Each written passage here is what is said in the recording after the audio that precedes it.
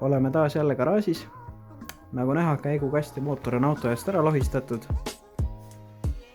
Tänane idee on siis käigukastil kõik simmerid ära vahetada. Alustasime juba siit sellest käiguvahetushoova omast. Vana on ilusti pesast välja võetud, pesa puhtaks tehtud. Uus on selline ilus sinine. Selle paneme kohe siit paika. Järgmisena vahetame ära pooltelgede flantside omad. Selleks tuleb siit seest need poldid lahti keerata. Siis saab ilusti kätte. Ja viimane on siit selle peapõlli oma. Vahepeal oleme kasti autole peale saanud. Siit on näha ka neid kinnitusi. Siuksed ise tehtud.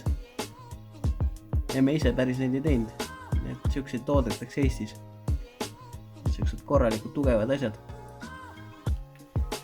Siit poolt peame natuke veel lõikama, sest see käiguhoovastik on kuidagi väga lähedal kerele. Teine padi näeb siis selline välja. Ja hetkel läheb siis meil siin survelaagri paigalduseks.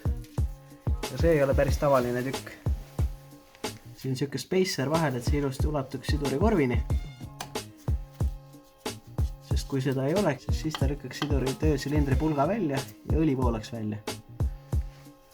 Aga selle vahetükiga jääb kõik nii, nagu olema peab. Lisaks nendele custom käigukasti käppadele on ka need padjad tugevamad polumaterjalist. Need võiks siis olla eluaegsed. Vahepeal oleme jõudnud nii kaugele, et külge läheb custom hooratas. Sellel on siis triggeri vöö Ventwelli andurile peale lõigatud. Ammas vöö starteri jaoks on ikka nagu originaalil. Seni kuni hooratast külge keeratakse, ma näitan, mis siduri me paneme. Ketas on kuskil, ma ei tea kus, aga kord on siin ootamas. See läheb siis Saks Racingu oma.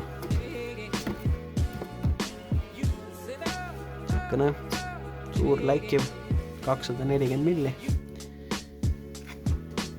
Starter on ka ootamas oma aega.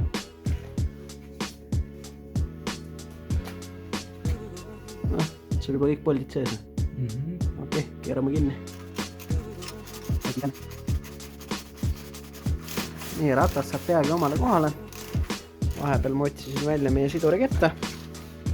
See on siis selline labadega, keraamilise kattega. Ja lisaks leidsin ma üles meie siduri paigaldustööriista.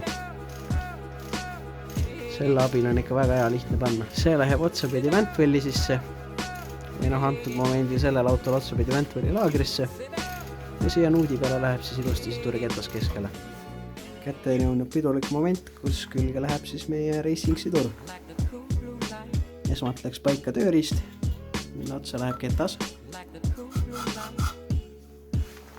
Ja ketta otsa läheb siis siduri korv.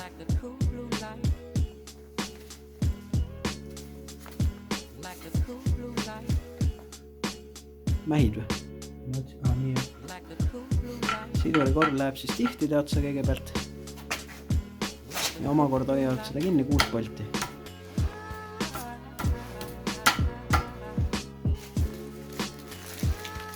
Poldid on siis uued originaalid. Kõige kindlam valik.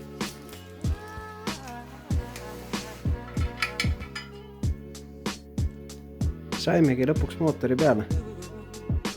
Siin ta siis on. 6-käigulise käigukasti otsas.